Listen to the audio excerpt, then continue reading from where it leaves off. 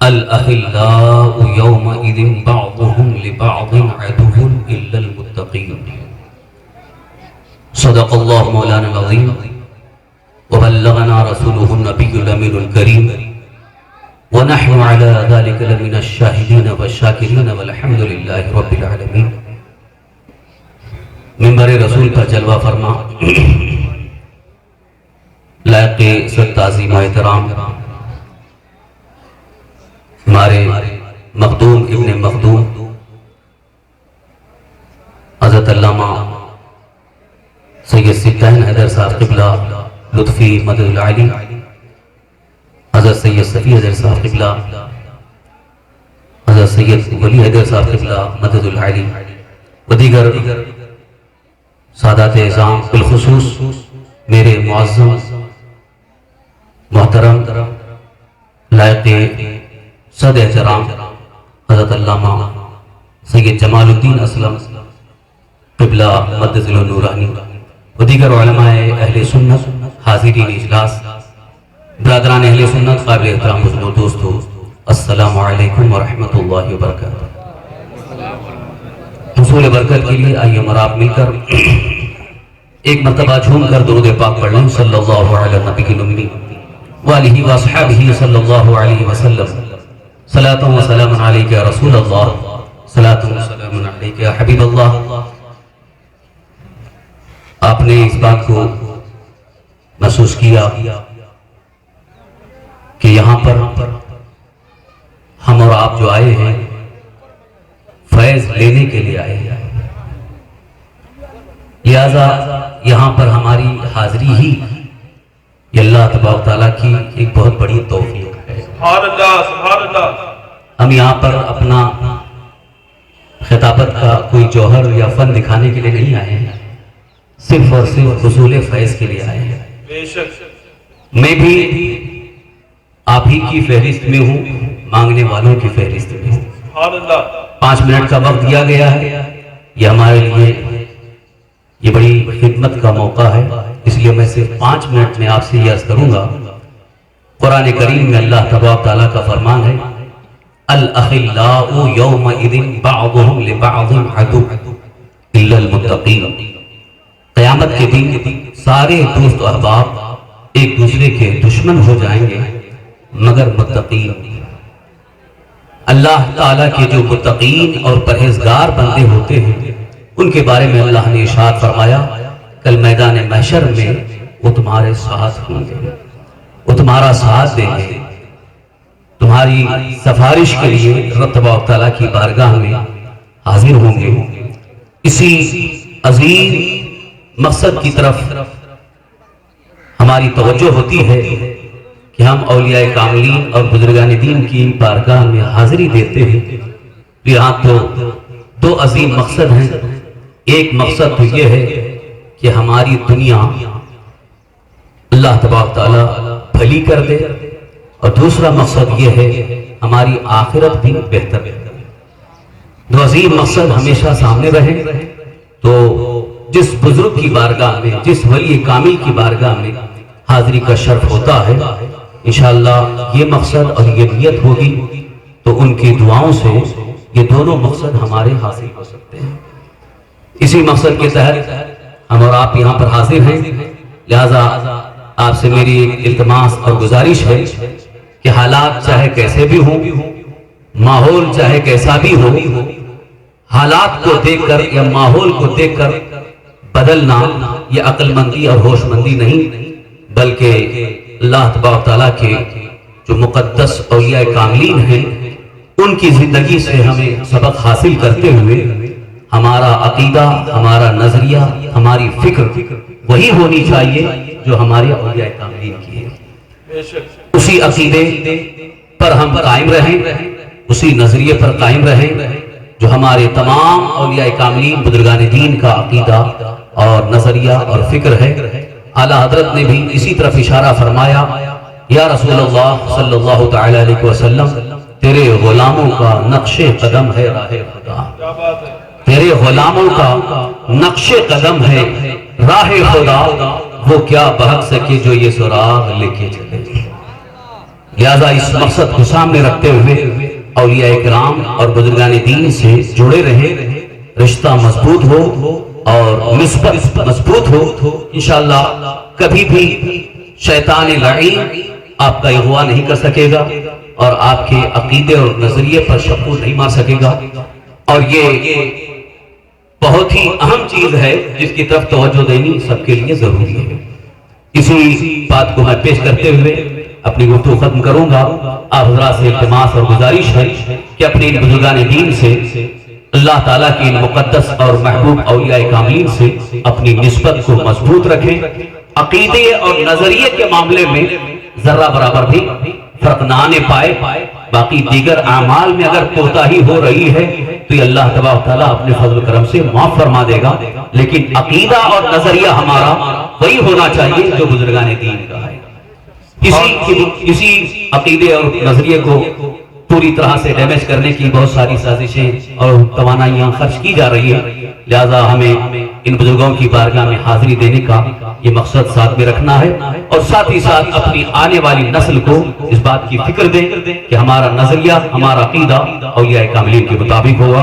اللہ تعالی ہم سب کو اللہ تعالیٰ اپنے محبوب بندوں کے نقش قدم پر چلنے کی توفیق عطا فرمائے۔ تمام گناہوں، برائیوں، تمام بد مذہبوں سے اللہ ہمیں محفوظ رکھے، ایمان پر زندہ رکھے، ایمانی پر خاتمہ عطا فرمائے۔ وآخر دعوانا الحمدللہ رب العالمین۔ السلام علیکم۔ سبحان اللہ، ماشاءاللہ۔ اسی کے ساتھ بمبئی سے آئے ہوئے ہمارے معزز مہمان جو پہلی مرتبہ عرس سیدی برکاتی میں مارے رشید حاضر ہوئے ہیں، خلیفہ سید ملت حضرت علامہ مولانا قاری عبدالرشید صاحب رحمانی برکاتی کو دعوت سخن ہوگا کہ وہ تشریف لائے اور 5 منٹ اپنے آقاؤں کی بارگاہ میں خراج عقیدت اور خراج محبت پیش فرمائے۔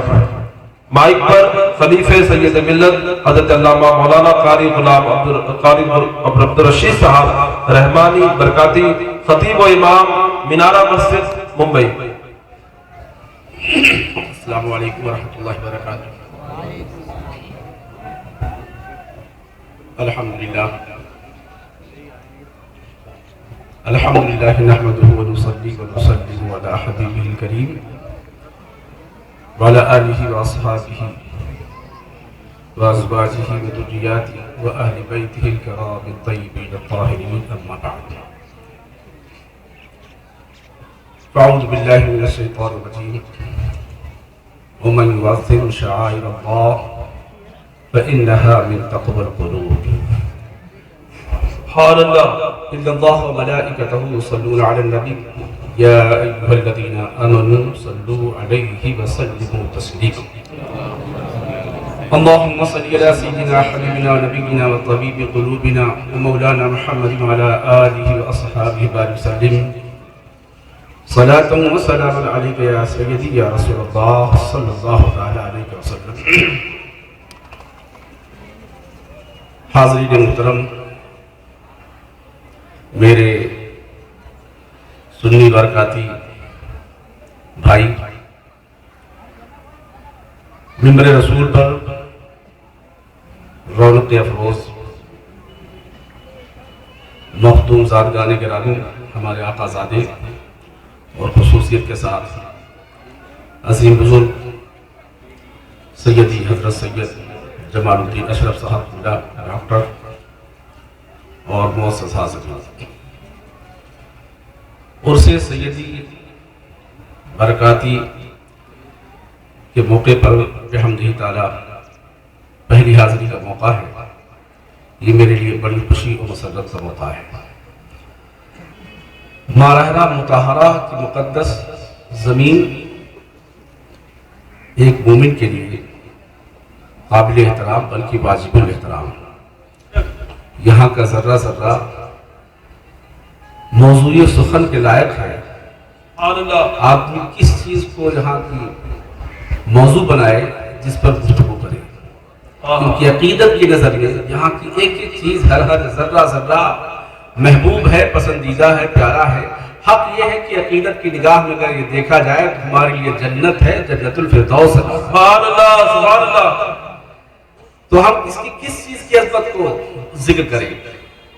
اگر حقیقت کی نظر سے دیکھیں تو یہاں کی عظمت کا سارا راز نسبت میں پوشیدہ ہے۔ بے شک کہ ان کا تعلق اللہ کے رسول سے ہے اور اللہ کے رسول کا تعلق اللہ پاک سے ہے، تو اس تعلق کی بنیاد پر اللہ پاک نے ارشاد فرمایا وَمَن يُعَظِّمْ شَعَائِرَ اللَّهِ فَإِنَّهَا مِن تَقْوَى الْقُلُوبِ، کہ جس نے اللہ کی عظمت والی نشانیوں کا احترام کیا تو یہ دلوں کے تقوی سے ہے۔ سبحان اللہ۔ جس چیز کو اللہ پاک سے جتنا ہی بڑا تعلق حاصل ہے وہ اللہ کی اتنی ہی زیادہ عظمت والی نشانی ہے۔ جس قدر نسبت بلند ہوتی جاتی ہے اسی طرح سے اللہ کی بارگاہ میں اس کو محبوبیت کا شرف حاصل ہوتا جاتا ہے۔ اور ایک بات نکتے کی یاد رکھو مسلمانوں، کہ کوئی بھی چیز معمولی سے معمولی چیز اگر اللہ والوں کی طرف منسوب ہو جائے تو جیسے اللہ والے محبوب ہوتے ہیں وہ بھی محبوب ہو جاتے ہیں۔ قرآن کریم میں، حدیث پاک میں، اقوال اسلاف میں اس کی بے شمار مثالیں بن پڑی۔ بتاؤ، کعبہ کی مٹی، اس کا گارا، اس کا پتھر مٹی و گارا ہی، لیکن کیا فرمایا جاتا ہے النظر الی الکعبہ عبادہ، کہ کعبہ معظم کی طرف دیکھنا یہ عبادت ہے اللہ۔ سبحان اللہ۔ اللہ اکبر۔ کعبہ مٹی پتھر ہی تو ہے، نسبت ہو گئی اللہ کے گھر سے، تو خدا کی قسم کہا گیا کہ کعبہ سرور کائنات صلی اللہ تعالی وسلم، اس کے باوجود جب ہجرت فرمائی تو ہجرت کے وقت آپ نے کعبہ پر ایک محبت بھری نظر ڈالی اور فرمایا اے کعبہ میری نظر میں تو بہت محبوب، بہت پسندیدہ ہے، لیکن یہ مکہ والے مجھے یہاں رہنے نہیں دیتے۔ کعبہ اس کے باوجود میری نظر میں ایک مومن تجھ سے کہیں زیادہ قابل احترام۔ سبحان اللہ۔ ایک مومن کو اللہ پاک نے ایمان کی دولت اور نعمت عطا فرمائی تو بارگاہ رسول میں اتنا بڑا معظم محترم ٹھہرا کہ رسول اللہ صلی اللہ علیہ وسلم کی بارگاہ میں اتنا محترم کی کعبہ کی حرمتیں اس کے ایمان پر قربان۔ تو تصور کرو جن کے صدقے میں ہمیں کعبہ ملا، مدینہ ملا، ان کی عظمتوں کا کیا حال ہوگا۔ خدا کی قسم یہ نسبت بڑی عظیم نسبت ہے، قابل رشک نسبت ہے، اس پر آپ جتنا اتراؤ کم ہے، جس قدر فخر کرو کم ہے۔ یہ تمہارے لیے دنیا کی بھی نعمت ہے اور آخرت کی بھی نعمت ہے۔ اللہ تبارک تعالیٰ اسی نسبت پر ہمیں قائم رکھے، زندگی عطا فرمائے اور اسی نسبت پر ہمیں محبت عطا فرمائے، موت عطا فرمائے۔ وآخر دعوانا الحمدللہ۔ سبحان اللہ، ماشاء اللہ۔ حضرات، بہت ساری لمبی لسٹ میرے پاس تھی، بہت سارے لوگ چاہتے کہ ہم سرکاروں کی بارگاہ میں خراج عقیدت اور خراج محبت پیش کریں، لیکن میں پھر ہر سال کی طرح کل کی محفل میں اپنے آنے والے تمام علماء، شعراء، قراء حضرات سب سے معذرت چاہتے ہوئے اسی امید پر کہ یا رسول اللہ صحبت باقی، انشاءاللہ تعالی زندگی رہی تو پھر اگلے سال کے عرص سیدی میں ہم